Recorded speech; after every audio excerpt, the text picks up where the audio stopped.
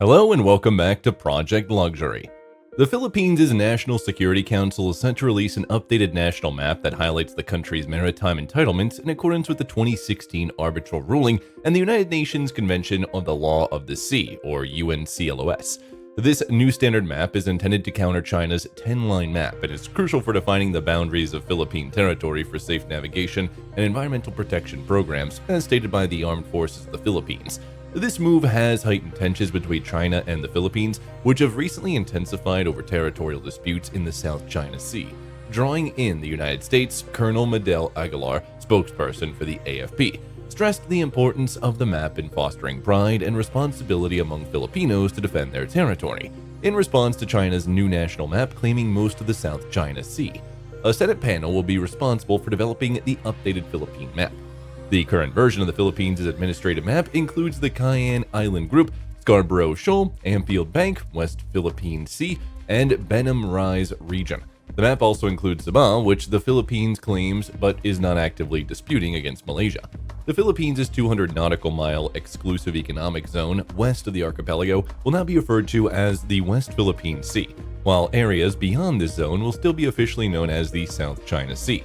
This updated map marks the first release by the Philippine government showcasing the country's maritime entitlements since the 2016 UN-backed arbitration tribunal ruling, which determined that some features in the Spartlist are part of the Philippines' EEZ. Additionally, the UN Commission on the Limits of the Continental Shelf has approved the Philippines' application to extend its continental shelf beyond 200 nautical miles east of Luzon Island, an area known as Benham Rise, recently renamed Philippine Rise. In August, China published a map showing 10 dashes forming a U-shape in the South China Sea, prompting a protest from the Philippines due to overlapping claims with its EEZ and those of Malaysia, Brunei, Vietnam, and Indonesia. The Philippines' updated map must undergo several approval processes to ensure consistency with the UN Convention on the Law of the Sea and the Arbitral Award, which invalidated China's expansive claims in the South China Sea. This landmark ruling favored Manila's rights over its EEZ and continental shelf, which are contested by Beijing. Several countries, including the Philippines, Malaysia, Vietnam, Taiwan, and India, have objected to the 2023 version of China's standard map released by the Chinese Ministry of Natural Resources.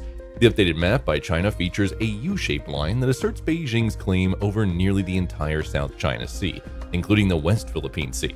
This region, rich in resources and strategically vital, serves as a major trade route for trillions of dollars annually. The line intrudes into the exclusive economic zones of several countries and encompasses the Indian state of Arunachal Pradesh, the Aksai Chin region in the Himalayas, controlled by China but claimed by India, and Russia's Bolshoi Island.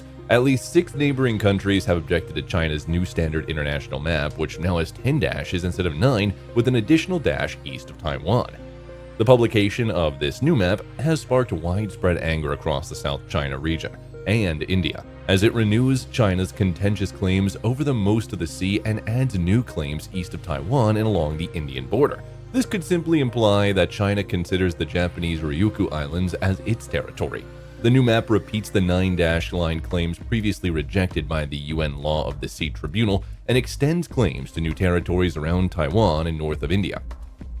The Philippines has previously challenged China's 9-dash line at the Permanent Court of Arbitration, which invalidated Beijing's extensive claims. On August 28, the following of the release of China's 2023 standard map, the Philippine Department of Foreign Affairs issued a statement rejecting it. Another significant feature of the future Philippines map is the inclusion of Sabah as part of its territorial entitlements. Northern East Sabah, currently controlled by Malaysia, is one of the disputed territories. Situated on the northern part of the Borneo in Southeast Asia, Sabah is one of Malaysia's 13 states and 3 federal territories. Historically, the area now known as Sabah was part of the Sultanate of Brunei during the 15th century under Sultan Bolkiah's reign. In 1658, the Sultan of Brunei transferred the northern and eastern parts of Borneo to the Sultanate of Sulu as compensation for Sulu's assistance in resolving the Bruneian Civil War. In 1761, Alexander Dalrymple, an officer of the British East India Company, negotiated with the Sultan of Sulu to establish a trading post in the region. This agreement was formalized in 1878 when William Cowie, representing Dent's company, secured a perpetual concession from the Sultan of Sulu over these holdings. The concession was signed on January 22, 1817 at the Sultan of Sulu's palace. The rights were later transferred to Alfred Dent, who on August 26, 1881, established the British North Borneo Provisional Association Limited. Shortly thereafter, the British government granted a royal charter, leading to the formation of the British North Borneo Chartered Company on November 1, 1881. North Borneo became a British protectorate on November 1, 1888, but administration and control remained with the company, which ruled until 1942. During World War II, from 1942 to 1945, North Borneo, including Sabah, was occupied by Japanese forces as part of Japan's empire expansion. After liberation from Japanese occupation in 1945, North Borneo came under British military administration and subsequently became a British Crown colony. This occurred after the Philippines gained independence from the U.S. on July 4, 1946. 7 British-controlled islands on the northern coast of Borneo, including Cagayan, Tawi-Tawi, and Manus Islands, were ceded to the Philippine government by the North Borneo Crown Colony government. However, Sabah remained part of the British Crown Colony until August 31, 1963, when North Borneo attained self-government from the British Empire. During this transition, the Cobol Commission was established to assess whether the people of Sabah and Sarawak supported the proposed Malaysian Union. The commission found general support among residents despite noting some minor opposition, and recommended proceeding without conducting a referendum, unlike in Singapore. Ethnic leaders in Sabah eventually supported the formation of the Malaysian Union. An agreement was signed with William Good, the last governor of North Borneo, formalizing it on August 1, 1962. The unification of Sabah with Malaysia was initially scheduled on August 31, 1963, but was postponed to September 16, 1963 due to objections from the Philippines and Indonesia. On September 16, 1963, North Borneo, known as Sabah, joined Malay, Sarawak, and Singapore to form Malaysia. On September 12, 1962, under President Diosdado, the Philippine government claimed the territory of North Borneo. The heirs of the Sultan of Sulu, Muhammad Ismail Kiram, ceded full sovereignty, title, and dominion over the territory to the Republic of the Philippines. The Philippines based its claim on an 1878 agreement between the Sultan of Sulu and the North Borneo Chartered Company, asserting that sovereignty was never abolished and that North Borneo was leased, not ceded. However, Malaysia views the dispute as resolved, interpreting the 1878 agreement as a cession and considering that Sabah's residents exercised their right to self-determination by joining Malaysia in 1963. Going back to the 17th century, the hydrographical and chorographical chart of the Philippine Islands was one of the first maps of the Philippines. This significant map, created by Jesuit father Pedro Murillo Velarde and published in Manila in 1734, is regarded as the first and most important scientific map of the Philippine archipelago. At that time, the Philippines was a crucial part of the Spanish Empire, and the map illustrates maritime routes with captions from Manila to Spain and Mexico, then now known as Spain.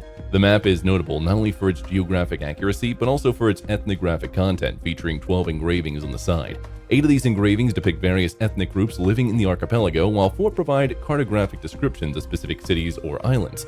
In recent developments in the West Philippine Sea, the Philippines has raised concerns over massive coral harvesting from a reef in the South China Sea, particularly around Rosal Reef near Palawan. The U.S., through its top diplomat in the Philippines, has expressed alarm over the coral destruction, which is widely believed to have been caused by the Chinese. The Armed Forces of the Philippine Western Command reported severe habitat damage at Rosal Reef and Escota Shoal, which negatively impacts ecosystems and livelihoods.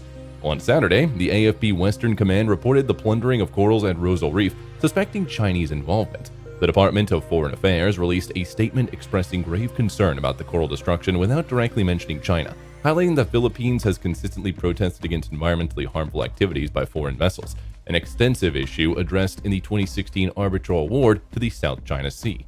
That was all from us today. For more similar content, make sure to subscribe to Project Luxury.